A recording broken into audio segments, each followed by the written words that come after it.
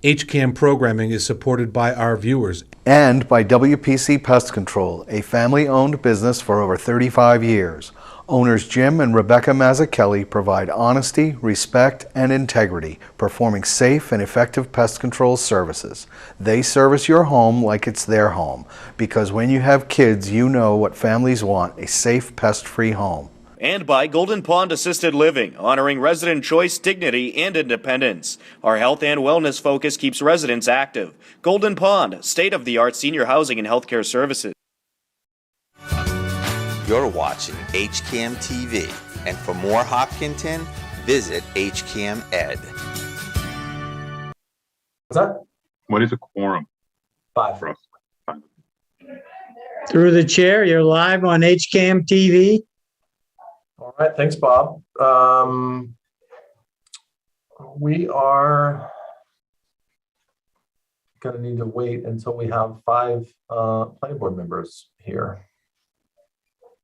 So Fran is joining, but he hasn't actually joined yet. That should be the 5th once he actually gets in. Okay. Do we want to let him in? I did, but I don't think he's got a good connection. Oh, here's Shahadul, so you'll have 5. It's 7 o'clock, so no one's late yet. Not till 7:01. You do have 5 now. All right, Shahadul, thank you. You are number 5. We can get started. Hello, everyone. This is Gary Trendle, Chair of the Planning Board, and I hereby call our March 21st, 2022 Planning Board meeting to order. This open meeting of the Hopkinton Planning Board is being conducted remotely, consistent with the signed and act extending certain COVID measures adopted during the state of emergency. This act includes certain COVID measures. This act includes an extension of the remote meeting provisions of the governor's March 12, 2020 executive order suspending certain provisions of the open meeting law. The new law has 2 major parts. First, the new law allows public bodies to continue providing live, adequate alternative means of public access to the deliberations of the public body instead of holding meetings in a public space that is openly and physically accessible to the public. Second, the new law authorizes all members of the public body to continue participating in meetings remotely. For this meeting, the planning board is convening by video conference via Zoom app as posted on the town's web meeting calendar and the board's agenda identifying how the public may join. Additionally, the meeting is being broadcast by HCAM through multiple channels. Please note that this meeting is being recorded and that all attendees are participating by video conference. All supporting materials that have been provided to members of this body are available on the town's website via the web meeting calendar unless otherwise noted. The public is encouraged to follow along using the posted agenda unless I note otherwise. Before we turn to the first meeting agenda item, a couple of quick ground rules. To highlight on that, just a reminder that not every agenda item will feature public comment. For items with public comment after members have spoken, the chair will afford public comment. Please use the raise your hand feature in Zoom. Begin with your name and address, and you will be afforded 3 minutes for your questions and comments. Finally, each vote in the meeting will be conducted by a roll call. So let's go ahead and just do a quick check to see who is here. So members, when I call your name, please respond in the affirmative. Mary? Mary Lawson Marlowe, present. Rob? No Rob yet. Fran?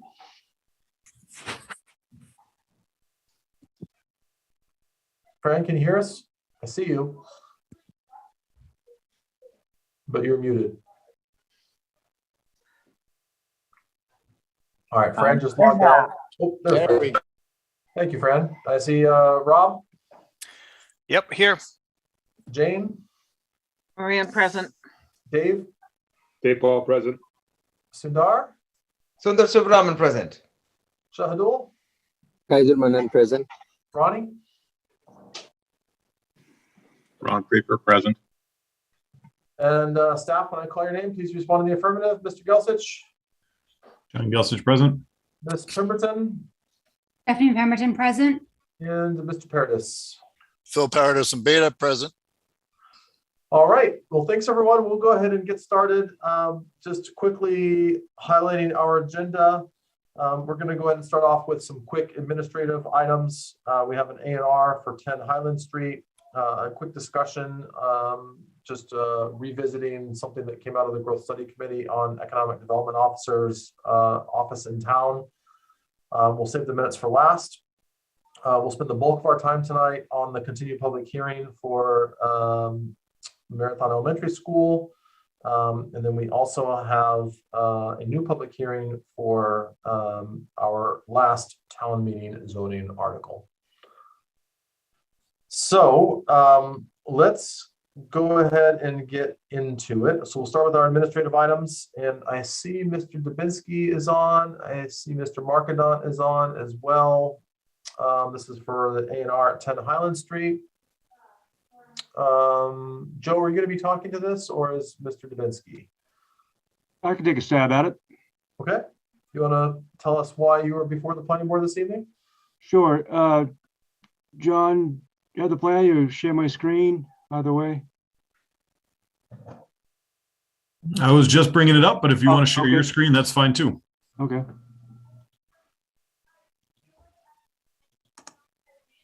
We all see that? Yes.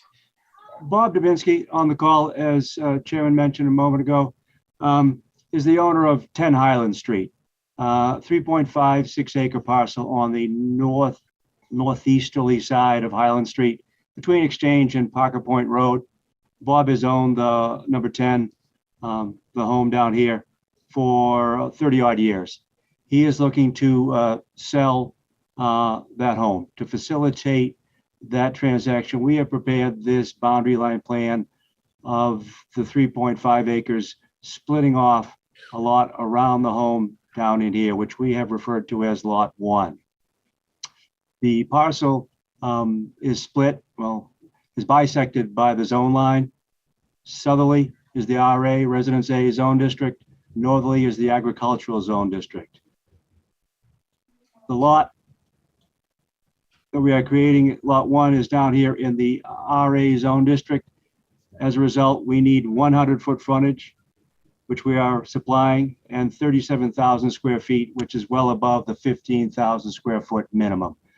That parcel will be sold off. Bob will retain parcel A, 2.7 acres in size, but insufficient for the zone district, the A zone district down in here. So we have referred to that as a non-buildable parcel. So we have the lot and the parcel that Bob will retain.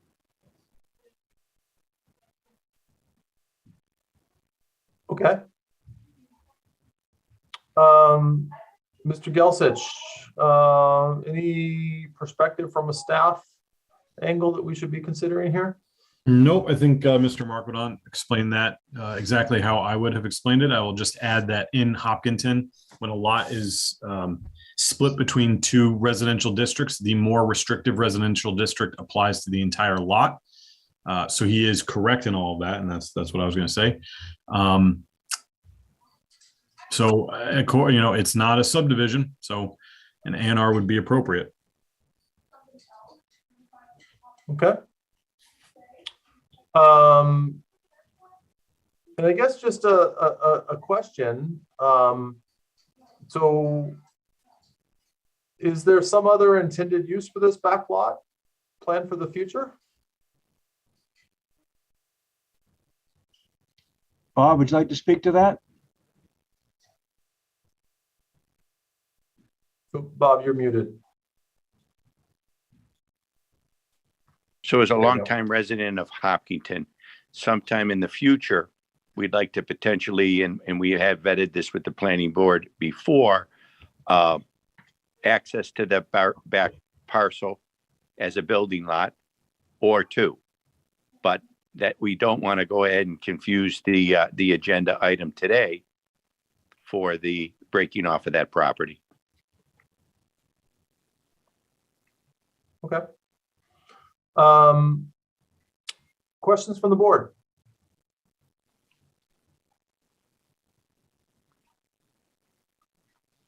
Go ahead. Chair.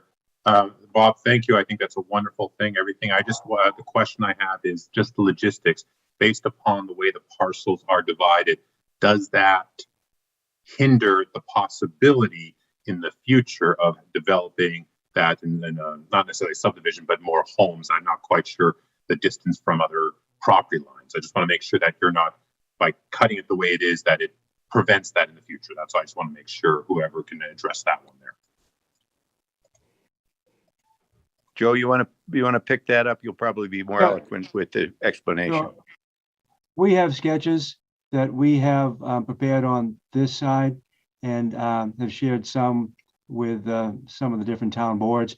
We feel it's possible with this lot configuration to move forward down the road. It would, I guess, it would fit with the boundary line shown here. A couple of the schemes that we have, we just are not at the point where we're ready to take that a step further. Oh, that's excellent. I just want to make sure you weren't accidentally handcuffing yourself. Thank you. And so just for a point of Thanks for your clarification, concern. John, did you say that this parcel A would be labeled? How would that lot be labeled? Non-buildable. Non-buildable. Okay. So if they were to develop it in the future, they'd have to build a road into parcel A in order to gain frontage for any lots. Okay. Any further questions? And I realize this is just an A&R, so I want to be careful about digging too far into something that's not before us. But with regards to the A&R, are there any other questions from the board? To the chair, I'm just curious, would there be any use of the agricultural portion, or that would be restricted to?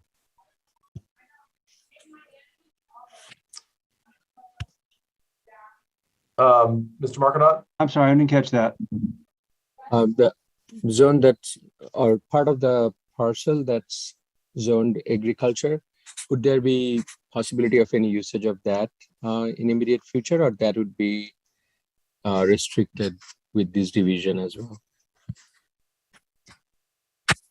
We could utilize that as part of a future subdivision. We would have to meet the requirements of that zone district, which is more restrictive than the Residence A. Thanks, Joe. All right. Any final questions? Just a quick comment. Yep, go ahead, Dave. So in my opinion, I don't know if you and others would agree, but it would be nice, instead of this piecemeal coming before us and going to do something in the future, to have the a general plan of where the road would go if they anticipate building a road. Just my 2 cents worth. It's kind of hard for us to see a little piece of this and plan properly.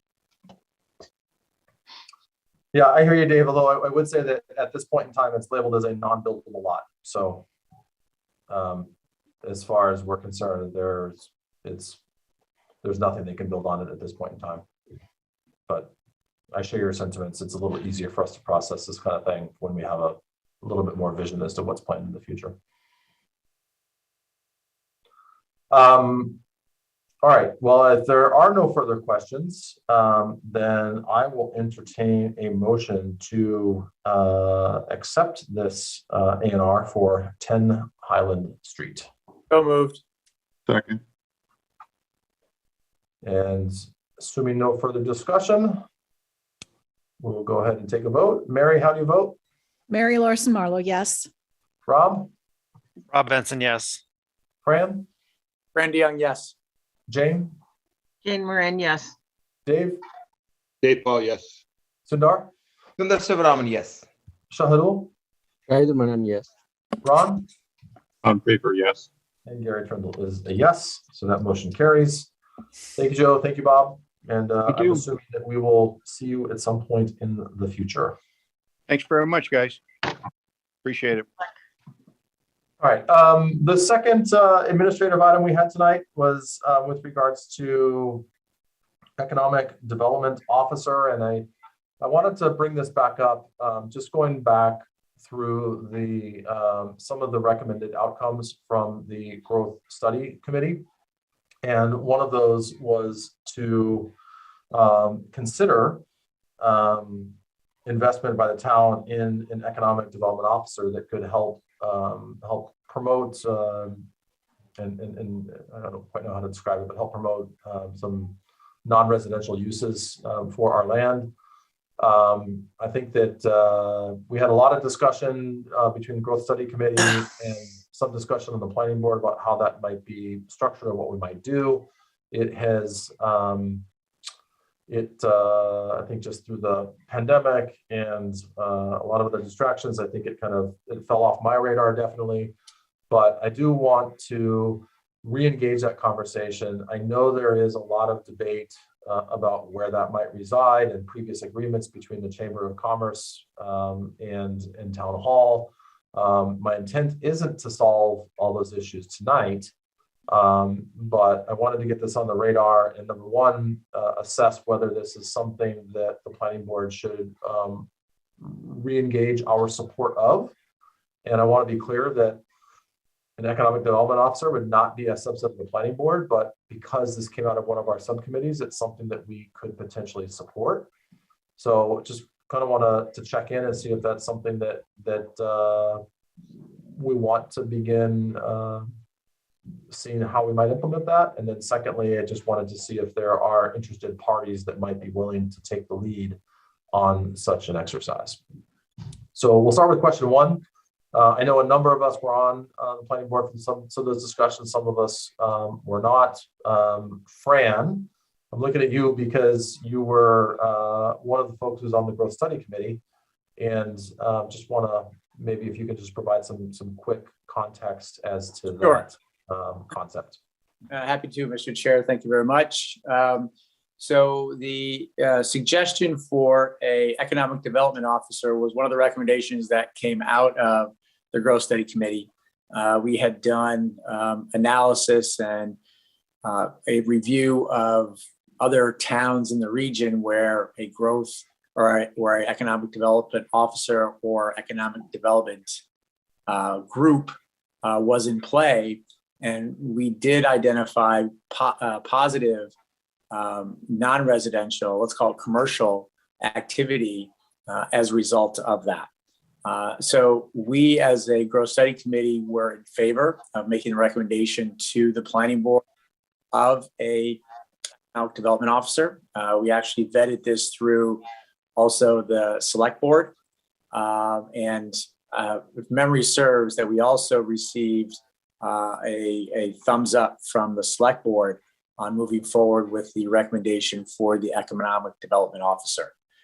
So as without getting into a real rabbit's hole, one of the things that we looked at as the Growth Study Committee is ways to broaden the revenue coming in from non-residential sector of the town economy, and thought that the economic development officer, when used effectively over the course of time, was able to increase the base of non-residential or commercial activity in a town. And we could point to Ashland, we can look at Hudson, we can look at Marlborough, and I believe also Westboro. Don't quote me on Westboro, of towns that had a individual or a group that was responsible for identifying and trying to develop that commercial aspect, and we're successful at doing that. So that kind of is a bit of a 30-second thumbnail of the work that the Growth Study Committee did, and one of the recommendations that we made for the planning board to do that. All right, thanks, Fran, for the quick and very concise recap. And apologize to put you on the spot there, but I knew you'd be able to speak to it. Let me just ask the question. And I know we had pretty good support from the planning board before on this. I will say that the tricky part is figuring out where exactly this position might reside. And so there's, is there any, I guess let me just ask the planning board members first, any objection to us taking this up again? Through the chair, if I may. Yep, go ahead, Ron. First, actually, I have a question first for Fran. When they talk about economic development officer, were these permanent positions or were these like contract work that was done and as like stuff like that? What was the layout in these various cities and burbs that you looked at? Yeah, that's a great question, Ron. The work that we did identified those groups as permanent town employees. So you'd have to have headcount to be able to support something like that. Now we looked at a couple different options. I don't think we kind of nailed one down, but they could either be a town employee. So, you have to secure headcount, you'd have to secure, funds for that. The other thing is it could be a contract position where there's flexibility in terms of, how that individual is then compensated, right? Could it be a partially base plus an incentive or a commission, so to speak, for generating, incremental commercial business in the town. So I think that's probably question 2. You can kind of wrap that up. But to get back to your original point, these were town defined and town enrolled positions. Thank you. Did you have a second question, Rob? Basically to answer your original question, you asked about the support. So as one member on the planning board, I 100% support bringing back this initiative because I think it's speaking with many residents of Hopkinton. I think this is a thought that many people have that we do need to look at the growth of the city, not just residentially, but also commercially. All right. Any other questions, comments from the board? Through the chair, Yes. I think this is a very timely topic for all of us and very much needed in my view. And I was part of the growth study at that time through the appropriations committee, and we discussed, and Frank did a wonderful job in summarizing it, discussed it at large. And our current situation on the budget side as well, if we look at it, our distribution of residential tax revenue versus commercial revenue is pretty uneven. As you know, it's 86, 14%. So we definitely want to balance it out a little bit to manage the risk and also to manage the growth. And the service levels, we have a balanced budget. We're doing a lot of good things, but at the same time, we use $2 million of growth money every year, which is not sustainable. So given all these scenarios, it's very much timely that we focus on additional revenue. And to secure that, we definitely need a dedicated personnel who would focus on all of the efforts and initiatives. And we have seen, as Frank mentioned, success in other towns, similar towns. So I would definitely take on this with the planning board and with all the colleagues that we support this. And we plan to move forward with this with our town administration in near future. I think it's very much needed. So thanks for bringing it up. All right. Thanks, Shahadul. Through the chair, I have a Go, Rob. couple. So I know this came out of the growth study committee, but I thought at the time the select board didn't move any further because they couldn't justify the cost versus adding a new teacher, or it's up to the select board whether they want to budget, like they're responsible for the budget.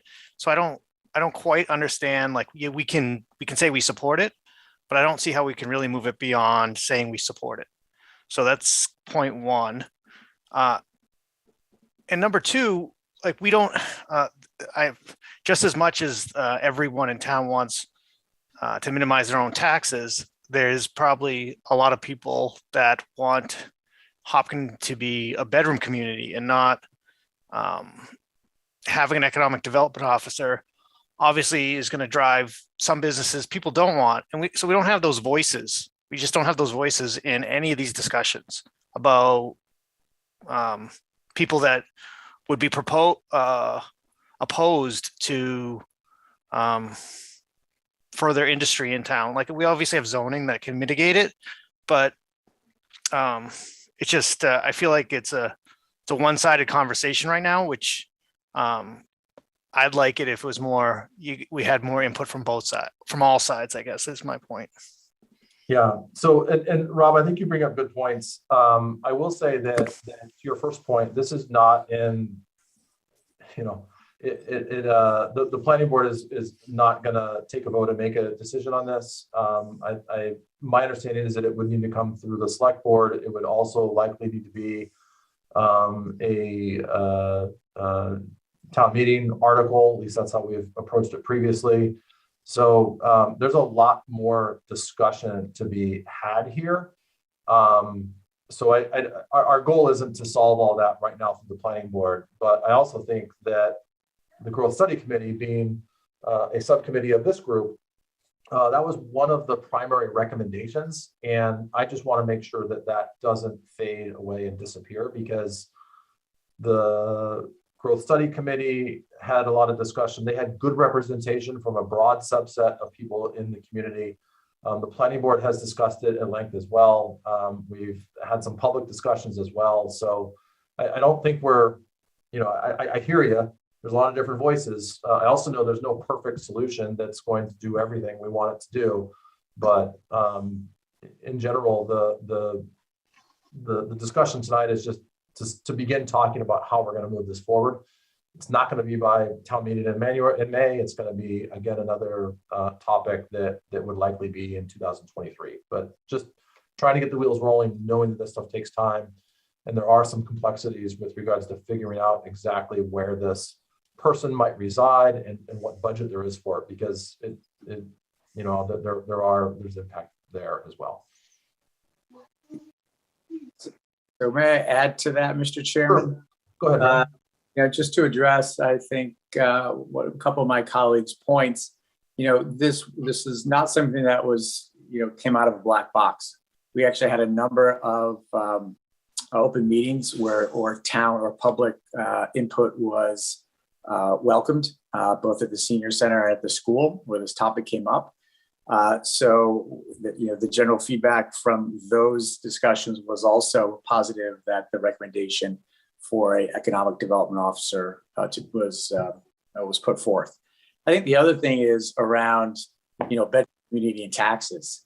It's a little bit of a double-edged sword, because as the budget continues to increase, and if you look at the budget increases over the last couple of years, right, those increases tend to be borne more and more by the residents.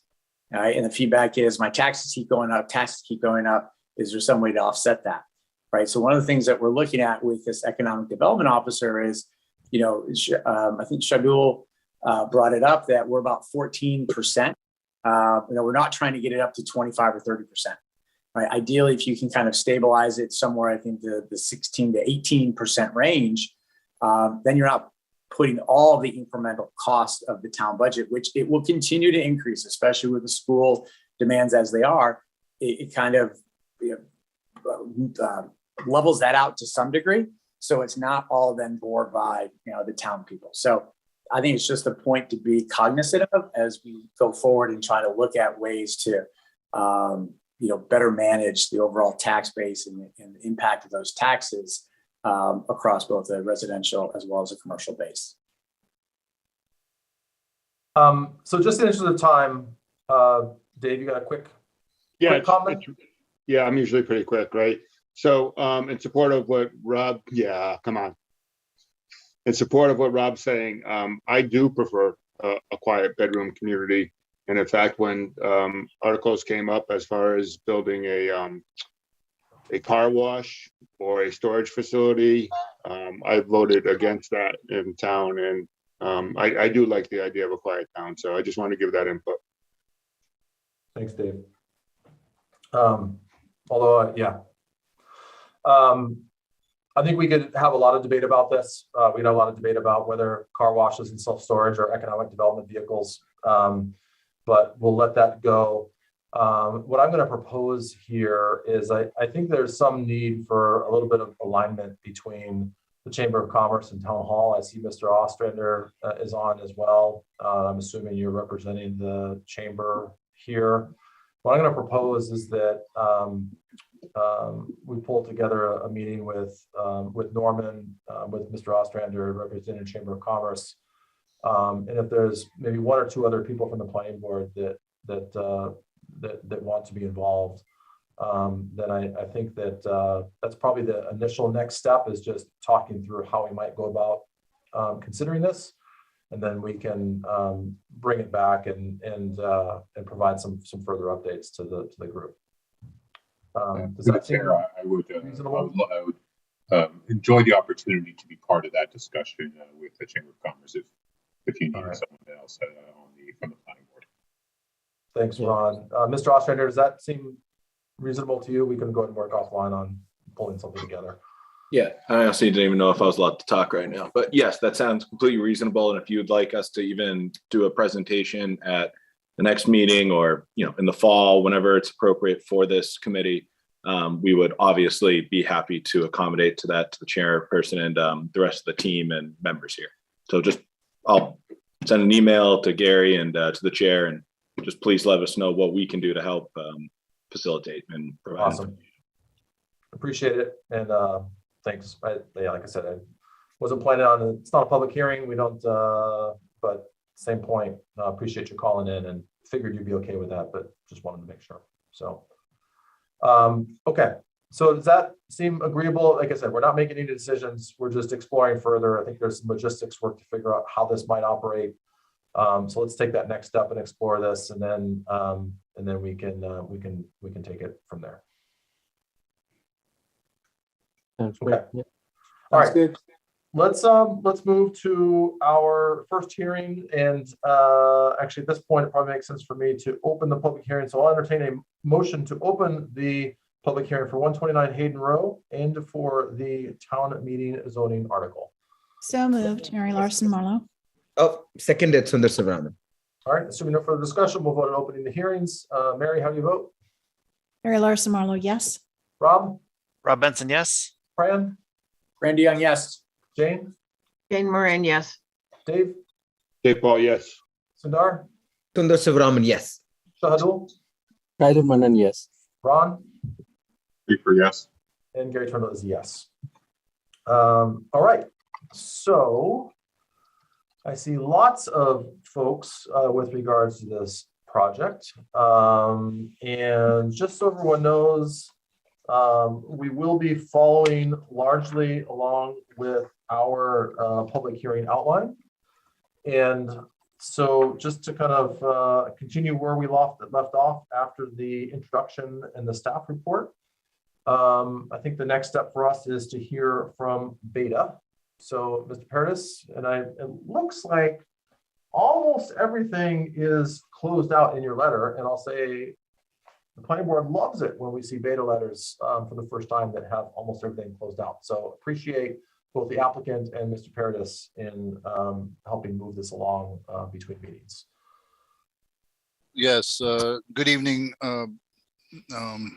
board members, and thank you for the opportunity to speak. But we have been working at reviewing quickly the responses to our comments. We had a couple issues still outstanding, which is SW2, which includes the updating the operation and maintenance plan for the school. Obviously, this is the infiltration system is an addition, so we just want that added to the operation maintenance plan. So make sure that the operators know where that is and how to deal with it. And then SW7. So we just wanted to confirm that there's a level, what they call mow strip. Yeah, mow strip. We just want to make sure that that's flush with the ground and will not prohibit runoff from leaving the stone dust area, and just to prevent just two minor things. They probably could be conditions, but I'll leave that up to you guys. All right, thank you, Phil. For the applicants, just curious if you have any update on resolving SW2 and SW7. So we did respond, but we have not, Phil and I communicated today, this afternoon, and I did discover that, yes, the mow strip will be at grade. So the runoff will run right across the mow strip and then enter into the porous pavement area. And then regarding the last item, I thought we resolved that Phil. But Chelsea from Niche Engineering could address any other issues regarding that. That the operation and maintenance plan. Yes. Yeah, I mean, we certainly will add that, and would hopefully appreciate if that could be considered a condition for something that we will address. Yes, hi, Chelsea Christensen from Niche Engineering, civil engineer. Yeah, I'm happy to add another inspection item to the operation and maintenance plan. It's pretty much the same regimen as the subsurface detention systems, but we'll call it out as the same thing as it is on the plans to make it clearer. Okay, and that will confirm, that'll address the subsurface infiltration inspection and maintenance. So I'm less concerned about that and more concerned about making sure that the owner knows where it is. So it should show up on their BMP map of the school. So I don't think you would have put it on when you originally designed the school, but so that's what we're looking for, is an updated map of where all the BMPs are. Okay, I think we can add that in as an attachment as well, just to a diagram showing where all of these systems are, so that they have an updated version showing the complete system. Okay. Question of the planning board. And it sounds like SW7, it sounds like they have confirmed there's positive drainage for that. On the other one, it looks like it's just a quick update to the BMP map. Are folks comfortable conditioning that? I see a thumbs up. All right. Okay, so we can go ahead and add that as one of the conditions when we get to that point in the discussion. Okay, detailed discussion on decision criteria.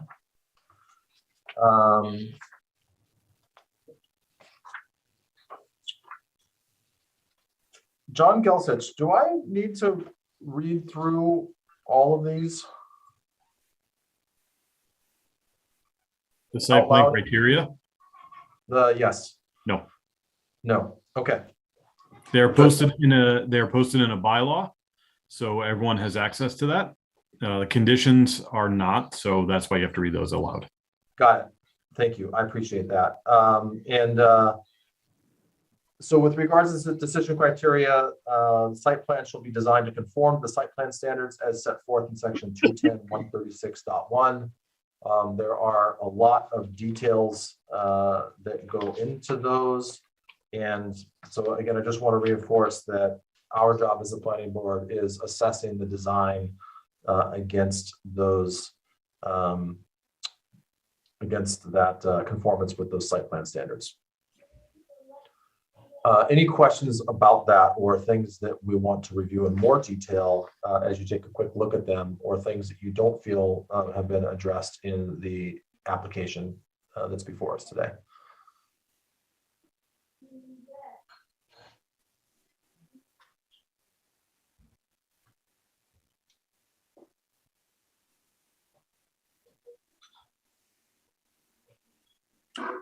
Okay, so I think we're good there. As we move on to waivers, John,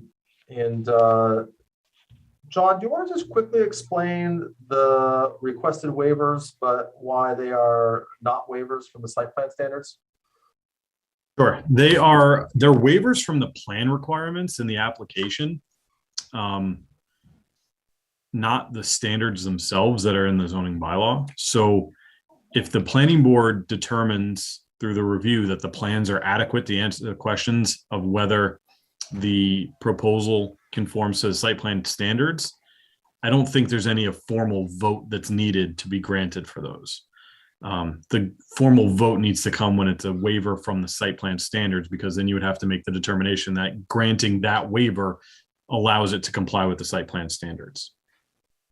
The plan requirements are just to have everything on the plan so that the planning board is not asking for all these different items if they're necessary.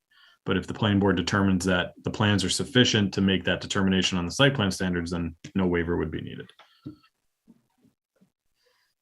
That makes sense? I don't entirely follow it. So the application has a certain list of things that need to be included on a site plan so that the planning board and its peer reviewer can adequately review and analyze the proposed development to make sure that that proposed development conforms to site plan standards. The site plan standards are what you just asked if you needed to read through. Most people don't ask for waivers from the plan requirements, but this applicant did. So the board can make a finding, if that would be appropriate, to say the applicant requested waivers from plan requirements as laid out in the application, and the board has found that the plans as submitted and reviewed were adequate enough to determine compliance with the site plan standards, and therefore those waivers, I don't even know if you want to say those waivers were granted, because they weren't granted, but you could just make a finding that the plans were sufficient throughout the review process, and that's kind of that. The waiver that you need the waiver that you need to vote for are the site plan standards, because if it doesn't conform with one of those standards, they would need a waiver in order to be granted the site plan approval. Okay. So let me just translate that, or let me just restate that and make sure I'm right so I understand it. The requested waivers is just with regards to what they actually submit as part of the plan. And because they're not waivers to the standards themselves, then that's why we don't need to go ahead and vote on them. Unless they were to, unless they had some impact on, or if they had some impact on the site plan standards themselves. I probably just confused that further. But. Yeah, I think that makes sense. But I think maybe if you want me to clarify what I'm saying, the waivers that they're requesting from the plans really just make it a complete plan, right? So if the board determines that the plans that they've submitted are complete enough to do the review, then that's kind of the answer that the board needs. So you can, you would make a finding saying the plans that they submitted were complete enough to do an analysis. You would never really vote on those waivers. You would just say, if the plan doesn't include this information, you need to get, their plans are not complete. You need to give us a complete set of plans that includes this information. So like, I'm not trying to disparage the applicant or anything like that, but requesting the waiver from the plan requirements doesn't really do anything. Okay. Yes, Dave. I would just like to go ahead and make that motion to state, create a finding that the plans were sufficient for our analysis, as John stated. So I don't think that's a motion yet, but I think that we can certainly add that as a finding, which I think makes sense. And we can go through that and actually take a vote on that when we go through the findings. But before we go there, I guess I just want to sort of check in and, you know, and my understanding as I read through these was that it had to do with the fact that this is really just a small addition that doesn't have impact on a lot of other portions of the site. So it was just a matter of efficiency of streamlining the total package that gets submitted to those areas that are impacted by the addition. Is that a fair rationale? Look at it, Lee. Okay. Yes, it is. And I guess I just want to ask the planning board if there's any of these requested waivers that they think warrant some further discussion. And Gary, maybe just to follow up, maybe the motion wasn't the correct suggestion. Maybe just to throw it out and see if anybody objects to us putting that on the in the findings. So through the chair, I just wrote something up. If we wanted to add this as a finding, that would be something we could do. So we could say the board also finds that the plans as submitted and revised throughout the process, the hearing process, were sufficient to adequately review the proposed development. I'm comfortable with that. Other folks, I see thumbs up. And we'll take a formal vote on this as Right. part of the findings, but it looks like we're generally aligned on that approach.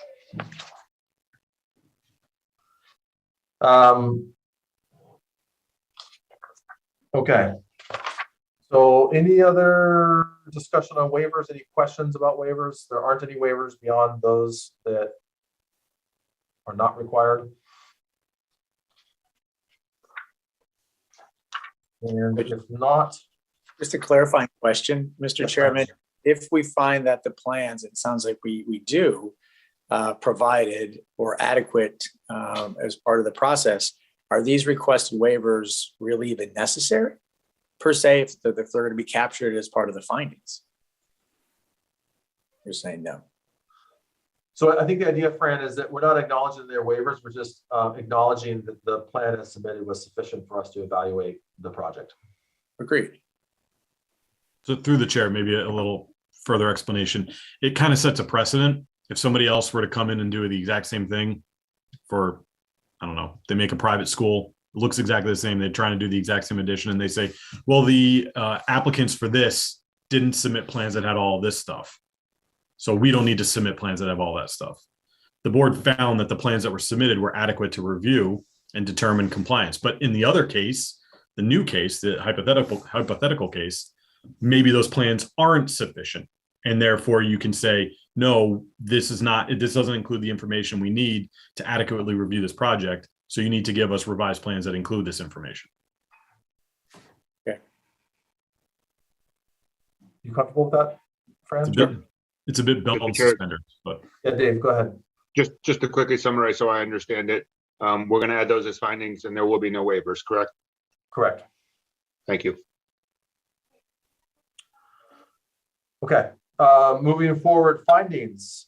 So we would have two findings. The first is that the board finds the proposed major project site plan conforms to the site plan standards as described in section 210.136.1 of the zoning bylaws. And the second was the one that our principal planner just read aloud, in effect, saying that the board finds the plans are sufficient to review the project. And he's got better wording than that than I do, but that's the notion of the findings. Anything else that we want to document as part of this as a finding?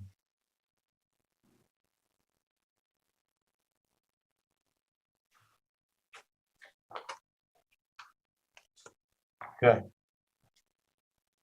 I think we're good there. Through the chair, Yes. Steph. Go ahead, Steph. Can I just have John read it one more time for me, please? The finding. Thank you.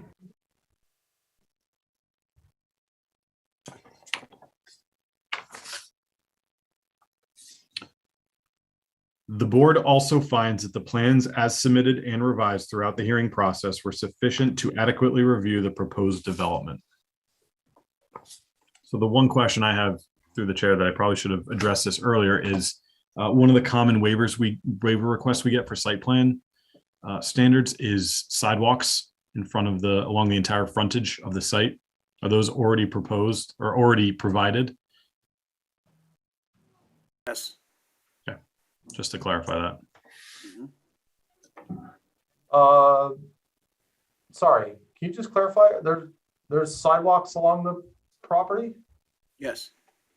I don't think he means Hayden Row. I think he means within No, along the school property, the frontage, correct? Frontage of the site along the road that they're gaining frontage from. Well, we do have sidewalk on that side for coming across at the lights, for walking across the street to the sidewalk that's on the other side of Hayden Row. And that was part of the original design. Yeah, so just to clarify, there are not any sidewalks on the property itself. There's just a crosswalk to the sidewalk on the opposite side of the street. And so it's an interesting one, John. So in the past, we've, case in point, the Laborers Training Center, which we just had, we actually did have a waiver for that requirement for sidewalks along the frontage of the road. That's what you're getting at, correct? I think I'm hypothesizing because I wasn't on the planning board when that project was reviewed, but I'm assuming one reason there's not sidewalks along the frontage on the proper, that side of the street is because there's also some wetlands along there. Yes, Okay. just north of the light. It starts. So I would say to be, John, is there, I mean, again, I'm just thinking of the laborers training center, we had that waiver requirement. To be consistent, it seems like we should hear as well. Is there a rationale to not include that as a waiver request? So I'm looking at a previous decision for this site dated October 3rd, 2016. That says the planning board on advice of council has determined that the following provisions of section 210-136.1 site plan standards do not apply to the project as it falls under the Dover Amendment. And that is 210-136.1 M, sidewalks shall be provided along the entire frontage, and 210-136.1 Q, mechanical equipment or other utility hardware on the roof, grounds or buildings shall be screened from view of the ground. Says the planning board strongly believes that the sidewalk should be provided on both sides of Hayden Road for student safety. To this end, planning board revised a recommendation for the priority of Newtown sidewalks. These will be built and funded by town meeting. So we can make a finding exactly the same as that. So that's really interesting. That the Dover Amendment is the rationale to not include sidewalks on that side of the street. Through Mr. Chair, I believe we can only make suggestions. We can't enforce it. Because of it's a Dover situation. Yeah. Understood. So, John, what would your advice be here to be consistent? I would suggest the board have a third finding, just stating exactly what was in that decision. I would leave out the 3 paragraphs of discussion. Just saying the planning board following, I don't know, I could word it a different way, but the planning board has determined these following provisions do not apply, and then listing the 136.1.M and 136.1.Q. Just to be consistent with the previous decisions.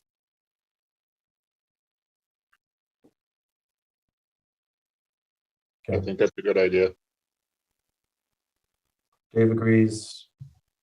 Other folks, does that seem reasonable?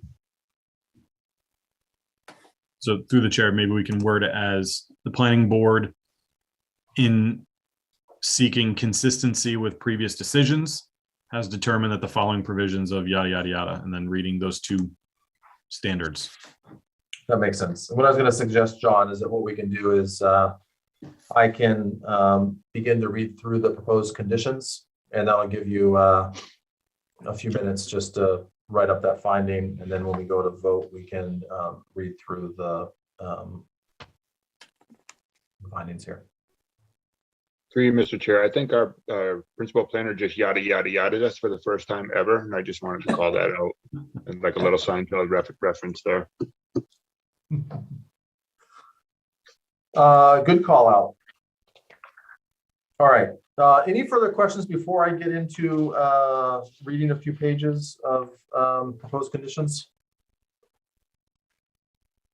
And maybe now's not a bad time too to just, I don't know if there's members of the public that have questions here. If you do, then let me know. So through the chair, just not a question, but a comment. Since we are not granting waivers, we would probably want to strike condition 1.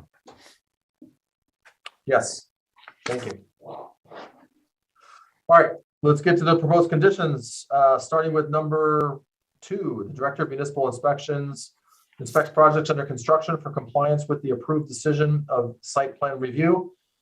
This includes the driveway, roadway, and infrastructure construction shown on the plan, if applicable. If the Director of Municipal Inspections determines at any time before or during construction that a registered professional engineer or other such outside professional is required to assist with the inspections of the stormwater management system or any other component of the site plan, the applicant shall be responsible for the cost of those inspections.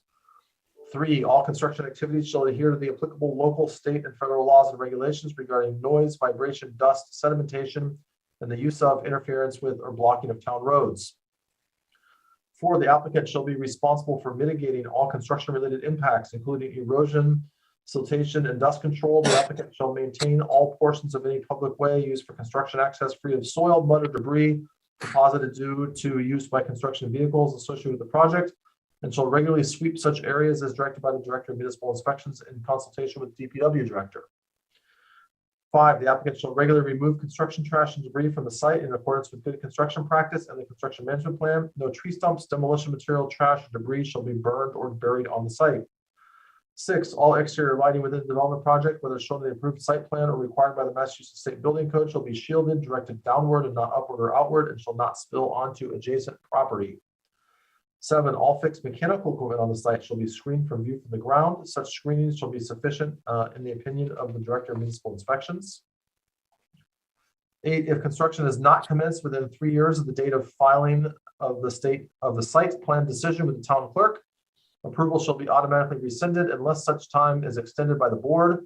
For the purposes of this condition, the term commenced shall mean the commencement of site work.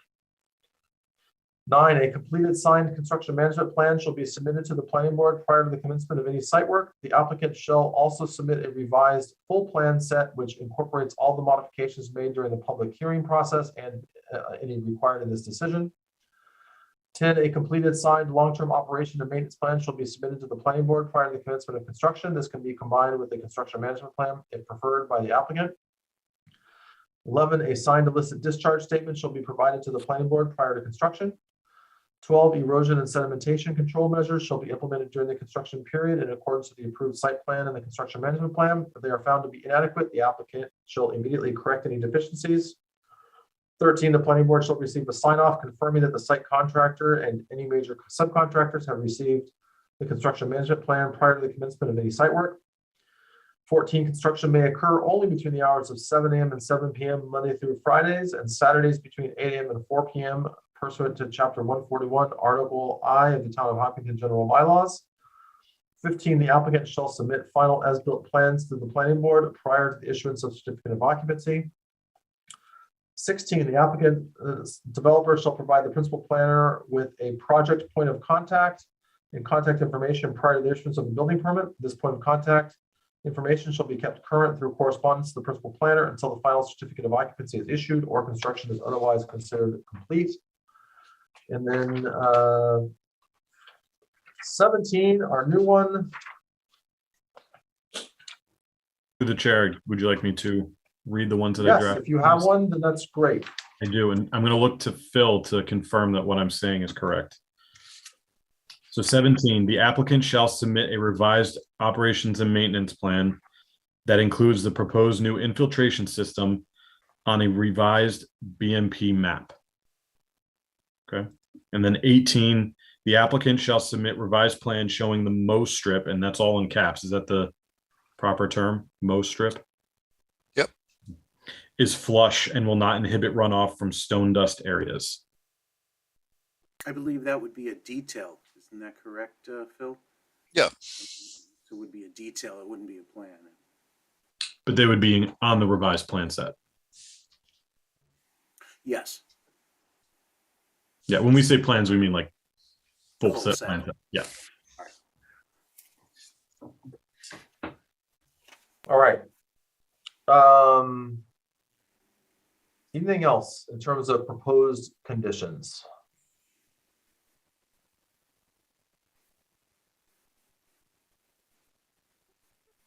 Okay. Then at this point, we have the opportunity for final comments or questions before taking a vote. So I'm looking to the planning board. We'll start with the planning board. Questions, comments?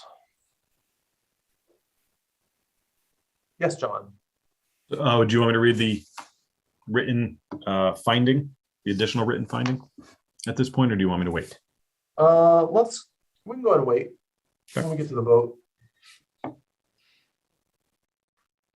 I just have one question for the group, and it reminded me as I was looking at construction hours. I'm just curious, from a timing perspective, what's the anticipated completion, and how are you going to manage through the school year with construction of these new classrooms?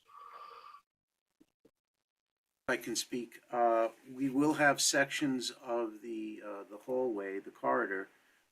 There'll be construction walls to close that off because they'll be able to exit the stairwell right just beyond, just within like around 20 feet of the plan. So egress won't be a problem to leave while construction is going on.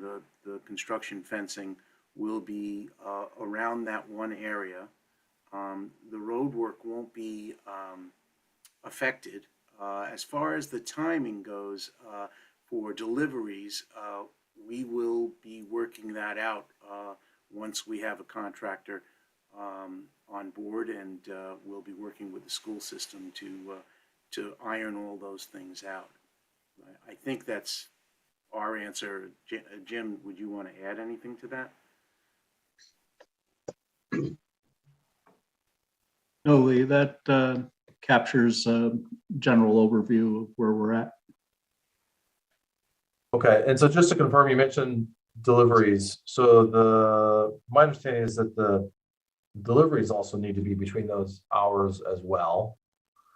And so I just want to make sure you guys are aware of that requirement. Yep, that is understood. Okay. All right. Just open up to the public. Any final comment?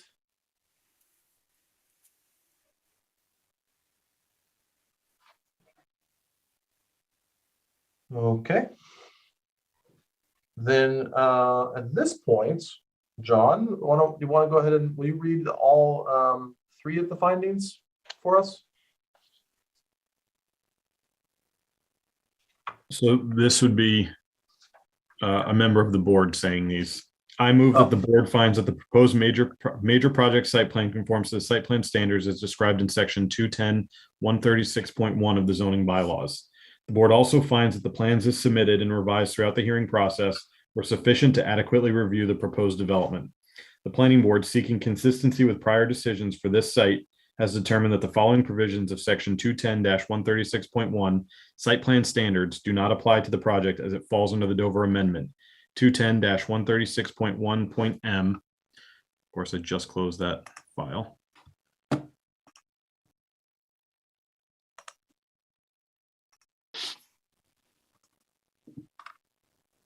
Sidewalks shall be provided along the entire frontage of the subject property along existing public ways.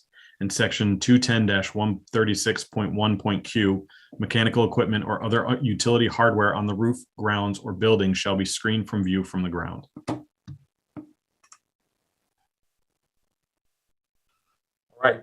So I will entertain a motion that the board approve the minor project site plan with the conditions and findings as previously read aloud by the chair and by our principal planner. Mary Larson Marlowe, so moved. Oh, sorry, I did that wrong. John. Sorry, you said minor site plan, it's a major site plan. Oh. Mary Larson Marlowe. I wrote it wrong. That's my fault. The change has been accepted on the motion. Shahid, 1 second. All right, thanks. I should have caught that as well. Any further discussion? Seeing none, we'll go ahead and take a vote. We'll start with Mary. Mary Larson Marlowe, yes. Rob? Rob Benson, yes. Fran? Fran DeYoung, yes. Jane? Jane Moran, yes. Dave? Dave Paul, yes. Sundar Sivaraman, yes. Shahidul? Shahid, yes. Ron? Ron Draper, yes. And Gary Trindle is a yes as well. So on that note, I'll entertain a motion to close the public hearing.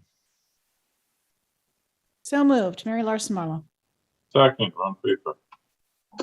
And assuming no further discussion, we will again do a roll call vote. Mary, how do you vote? Mary Larson Marlowe, yes. Rob? Rob Benson, yes. Fran? Randy Young, yes. Jane? Jane Moran, yes. Dave? Dave Paul, yes. Sundar? Sundar Sivaraman, yes. Shahadul? Heiselman, yes. Ron? Ron Draper, yes. And Gary Trindle is a yes. To the applicant and all the folks from our school's staff, thank you. And look forward to seeing this progress over the next year plus. So thank you all. Thank Have you a good very evening. much. Thank you for everybody's. Thank you. Mr. Chair and committee, thank you. All right. So let's move on to our last public hearing tonight for the town meeting zoning article, which is to increase the maximum GFA industrial A district from 50 to 80%. So this is something that came before us a few weeks ago. Mary, has Zach had a chance to review and discuss this? And can you give us an update from Zach? So we did. And for the life of me, I cannot remember what we concluded. So I'm hoping that maybe Sundar remembers. I would have to look at the meeting minutes. I apologize. Yeah, and I was even looking up the meeting minutes and I couldn't find them. Shoot. John, I don't know if you can help me find the meeting minutes. Because basically we were discussing during Zach whether or not we needed to, whether we preferred to investigate this additionally or to send it back to planning board. And Paul, were you there at the Zach meeting? So Paul, perhaps you can remind us what happened. Scott Richardson from Gorman Richard Lewis Architects answered a barrage of questions that I think were satisfactory to Zach's what they were looking for, and from my understanding, there was unanimous support to approve it and bring it to the planning board for review. But obviously, double check that. But that's my recollection. Thank you. So through the chair, these are the draft minutes. Mary does not have the minutes because we haven't had a meeting since to approve the minutes. That would be but yes, Zach voted unanimously to approve the motion to move it to the planning board. Okay, thank you so much. Okay. Thank you, Paul. All right, so Zach voted unanimously to approve the motion. And I don't know if just to jog all of our memories, I don't know if Mary, you're comfortable speaking to it, or we can have Mr. Ostrander speak to it, but if you can just remind all of us. And unfortunately, John, did I miss? I don't know, maybe was there any additional information that I missed with regards to this in the meeting packet? I'm sorry? Did I miss something in the meeting packet or in the admin? No, I dropped the ball this week on the administrative items. I added it to the folder, so it's in there now, but I will share the draft article. Okay. Nothing has changed since Zach reviewed it, or since planning board last reviewed it and referred it to Zach. Okay.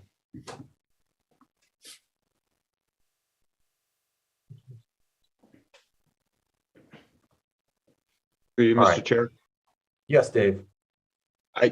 When we discussed this previously, I thought I mentioned something about only to consider the first floor, because if you consider the gross floor area on the upper floors, it's not appropriate. It doesn't make any sense. Am I thinking the same thing? I'll be honest, I'm going back to our previous discussion, and I haven't put a ton of thought into this. To be honest, I'm kind of wondering if maybe we consider continuing this. Because I know there was more discussion and detail around it, but I feel like personally, I'd like to dig into it a little bit more and make sure that I understand and I'm comfortable with these recommendations. And I honestly don't feel totally prepared to do that right now. I don't know if there are implications if we push this off to our next meeting, John. I mean, we have time. We could very quickly go through it again tonight. Through the I chair, apologize that I didn't dig into this. no implications pushing it off until April 4th. The issue, if we push off any further, is that we don't have another meeting until May 2nd. Yeah. Unless we schedule a meeting at the end of April. But if I may answer Dave's question, I believe this regulation is written to mitigate the size of the building and the heights. I know that heights are also regulated, but if you don't factor in the second floor, that then allows you to have potentially a bigger building than what may have been envisioned on the site. Because if you're taking a percentage of the gross floor area from the lot area, but not factoring in the second or third floor, then you could do a bigger, wider building that covers more area of the site, and then essentially doubling that by going the second floor up while still being under the height requirement. Does that make sense? I kind of thought it was the opposite. Like if No. you count the second floor, it's going to make them be smaller. Yeah, So if you have a footprint of 1,000 square feet, yes, and say you have a lot size of 10,000 square feet, yes, you're at 10% of the site, right. 10% coverage. So then if you go up a second story of 1,000 feet, you're still at 10% coverage, but your GFA is now 20% of the site. Right. So if you didn't factor in the second story and you said you can have 20% of your site, or your GFA can cover 20% of the site, well, then now you've got a 2,000 square foot footprint that, if you're not counting the GFA of the second story that matches the first story, you're going to have a 4,000 square foot GFA building instead of a 2,000 square foot GFA building, while still meeting the 20% site coverage. Okay. So by counting the second story, you're not affecting the coverage, but you're affecting the size of the building that you can. So you're effectively encouraging multi-story buildings through this change, because we're not changing the coverage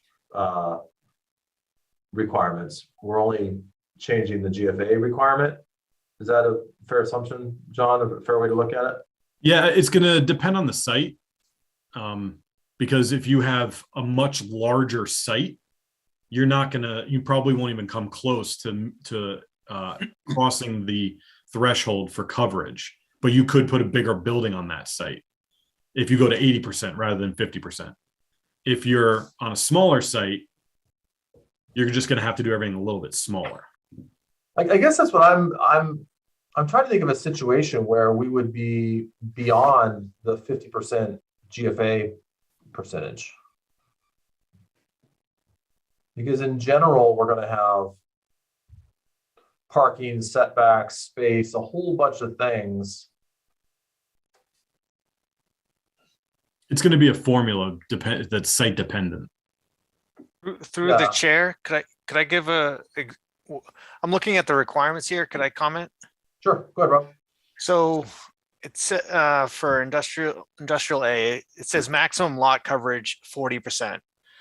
So if you have an acre, for example, or 10 acres, you could say 4 acres could be the physical like 4 acres could be covered by the foundation.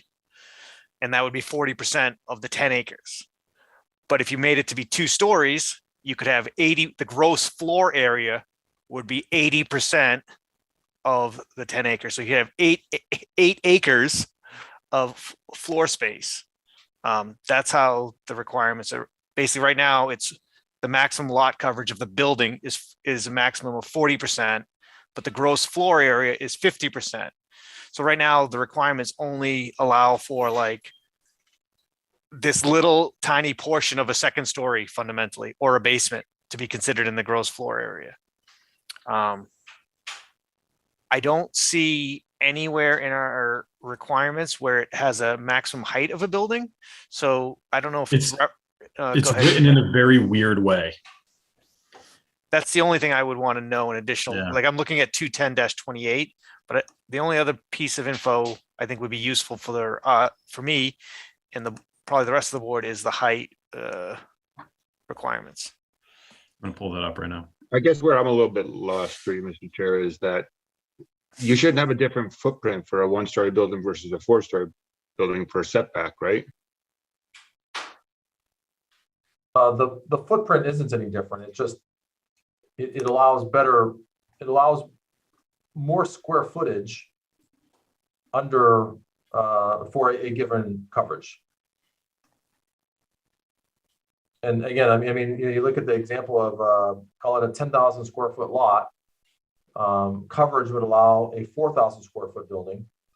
And in our previous bylaw, you're only going to get a little bit more than 1 story on that. Whereas with this revised plan, you could actually build, a 8,000 square foot building within that 4,000 square foot footprint. So are you essentially just increasing the density?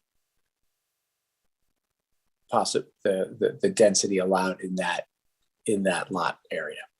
In the building itself. Correct. It's not changing the roof line. It's just allowing you to put effectively an additional floor in if it's allowed within the height restrictions. And John's got the height restrictions there.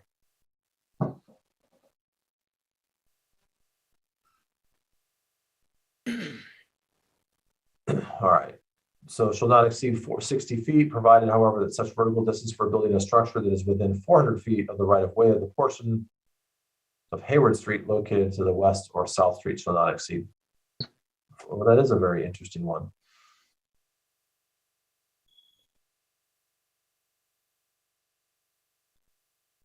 So should not exceed, so 60 feet in general. Except around Hayward Street. So through the chair, if you can design a building that meets the coverage percentage, is under 60 feet in height, but only covers 50% of or only has the gross floor area of 50% of the lot, you've got a certain size building. But theoretically, you could design a building that has the same coverage, or maybe the 50% building has less coverage than allowed by the zoning. So then maybe by doing 80% of the GFA, you could have something that still meets the coverage requirement, is still under 60 feet, but has, on Rob's example, an 8-acre amount of gross floor area versus a 5-acre amount of gross floor area, still meeting the other regulations. Yeah, that's why it's kind of site dependent. Yep, I get it. I see Mr. Ostrander patiently has his hand raised. Mr. Ostrander, if you could just. Yeah, I don't even know if I'm honestly allowed to talk. But just a couple of things were thrown out. This is strictly for 2-story buildings. This isn't for 1-story buildings, and this isn't for industrially zoned buildings, which is primarily South Street. So again, not 1-story, changing that floor area ratio. Again, this is strictly for 2-story and industrially zoned buildings. And John, I did send you kind of our original request here from my Gmail account just a few minutes ago. I don't know if that's helpful to share, but that's all. Thanks. Paul, question for you. I mean, is this seen as a constraint within our zoning today? I mean, does this come up as a limitation in some Yeah, capacity? in the list, sorry, yes, Mr. Chair, it is, this goes hand in hand with a warrant article that went through zoning or ZAC committee and was approved, which was the parking ratio. So with these larger industrially zoned buildings and these, I'll say research and development industrial zone companies that we're trying to attract to South Street, we are trying to get more in line with our neighboring towns. So for example, for 2-story, Westboro has no limit, Ashland has no limit, Southborough is 60%, Milford is still 50, but then Shrewsbury and Framingham both don't have limits. So we're asking to go from 50% to 80, which is a 60% increase. But yet we want to be as in line with our neighboring communities and stay competitive. And again, 4 out of those 6 I just mentioned have no limits. So this is, in my humble opinion, a modest increase to get in line with that. And through you, Mr. Chair, Go ahead. I was totally for this suggestion.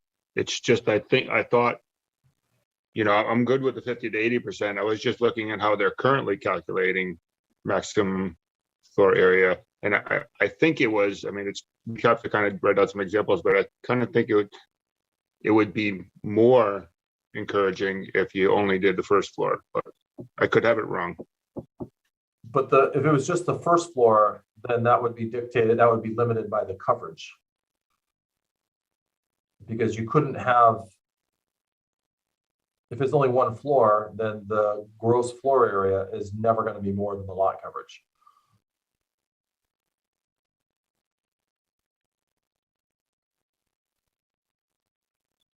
Does that make sense, Dave? No, because maybe I'm just not following. So if the lot coverage is 40% and it's a 1-story building, yeah, then there's no way you could have a building that had more than 40% gross floor area without having more than 40% lot coverage.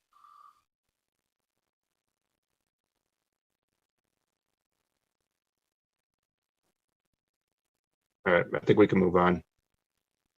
But I actually was surprised that this is only for 2-story buildings. Do we have a separate zoning for 1-story buildings? Is that true? We don't, but it only kicks in when there's a second floor, because the lot coverage percentage is what dictates a 1-story building. Okay. Got it. So Through the chair, what's on your screen right now was just sent by Paul. So I've reviewed it, but not recently. So I am not going to make any guarantees that the information on here is correct. But I think this gives an example as to what Paul was talking about. Mr. Chair, taking this information into account that John has sent over and updated the folder, I think to bring this back up in front of the board on the 4th probably makes sense once we've had a chance to review it and formulate some additional thoughts. I'm going to send it off to NASA too, and they're going to get some analysis on the calculations. maybe it's just me, but I find it very confusing to follow the examples. But anyway, I'm good. Yeah, Fran, I agree with you, and I hate to push this off but I also just I think that we could probably all use a little bit more time to revise this. I know that when it came through before, we talked about it some, we pushed it to Zach. I think at this point it's probably worth all of us reading through this a little bit more, understanding it better, and then coming back on April 4th, and we can take a vote at that point. Sounds good. Mr. Chair, I'm sorry if I'm not allowed to talk. It would be helpful for us to provide, I'll say, some experts to come in and answer any questions that the planning board might have at that April 4th meeting. Is that helpful for your team? I think it would be, yeah. And again, I apologize that we're not able to do that tonight, but I think from past experience with zoning articles, it despite the fact that Zach approved it, it still has to come before the planning board, and planning board has the final decision as to, not the final decision, but we also take a vote that is referenced at town meeting. So. Through you, Mr. Chair, we have to be able to explain this in layman's terms to the town audience, right? Yep. Yes, I do. All right, so I'll entertain a motion to continue this public hearing to April 4th, 2022. So moved. Second, Seidelman. All right, what do we have? We have Mary with the motion and Shadul with the second. Assuming no further discussion on that, we'll take a vote. Mary, how do you vote? Mary Larson Marlowe, yes. Rob? Rob Benson, yes. Fran? Randy Young, yes. Jane? Jane Moran, yes. Dave? Dave Paul, yes. Sundar Subramanian, yes. Shahadul? Seidelman, yes. Ron? Ron Prefer, yes.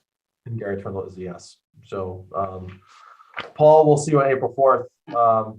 Apologize about the delay here, but I think that we'll be in a better position to take a vote on this with a little bit more time to process. All right, the last thing we had is minutes. And Stephanie, thank you for getting those sent out to us earlier this afternoon. Did people have a chance to look at those? I know they weren't in the folder until later today. I I did just before dinner, so I got just a few minutes of it. Yes. Okay. Does anybody want more time to review those? Okay. Do folks have suggested edits or questions on the meeting minutes? All right. If they don't, then I will entertain a motion to accept the minutes from January 31st, 2022 and February 7th, 2022. Ron Prefer. Seidelman, second. Any further discussion? Seeing none. Mary, how do you vote? Mary Larson Marlowe, yes. Rob? Rob Benson, yes. Fran? Randy Young, yes. Jane? Jane Moran, yes. Dave? Dave Paul, yes. Sundar Subramanian, yes. Shahadul? Seidelman, yes. Ron? Ron Prefer, yes. And Gary Trindle is a yes as well.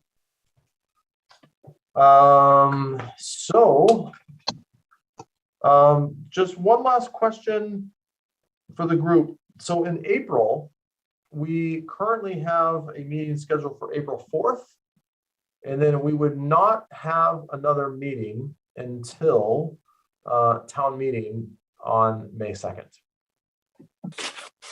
So I just want to check the pulse, and I worry a little bit because that means that we're not going to have a dedicated planning board meeting until May 16th. And I'm wondering if it's worth us scheduling one additional planning board meeting in April, which would be, it would not be the 18th because that is Marathon Day. It could potentially be the 11th or potentially be April 25th.